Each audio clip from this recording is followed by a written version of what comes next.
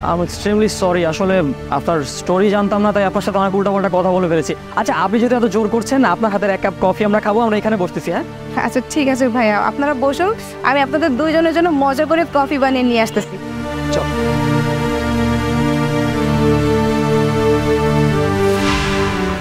আচ্ছা, সন্ধ্যার মধ্যে কিন্তু মিটিংয়ে বসার কথা ছিল, ওটা মুখে খেয়াল রাখতে হবে। এই নেন ভাইয়া আপনাদের কফি। খেয়ে বলবেন কিন্তু কফিটা কেমন হয়েছে। অবশ্যই। Wow, amazing. মানে এটা খেয়ে তো আমি ধরতেই পারতেছি না যে আমি সামান্য একটা টঙের দোকানে কফি খাচ্ছি।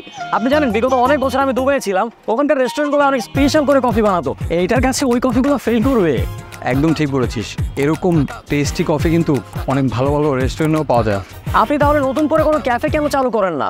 ভাইয়া নতুন করে আবার ক্যাফে চালু করতে গেলে তো অনেক টাকার প্রয়োজন আছে, তাই না? কিন্তু এত টাকা তো আমার কাছে নেই। দোস্ত, একটা কাজ করলে কেমন হয়? মেয়েটার কফিও যেমন অনেক সুন্দর হয়, আবার পরিবেশটাও ভালো। আমার মনে হয় কি, ওর এই দোকানে ইনভেস্ট করলে ব্যাপারটা প্রফিটেবল হবে। কি বলিস? এই হ্যাঁ, দারুণ আইডিয়া দিয়েছিস।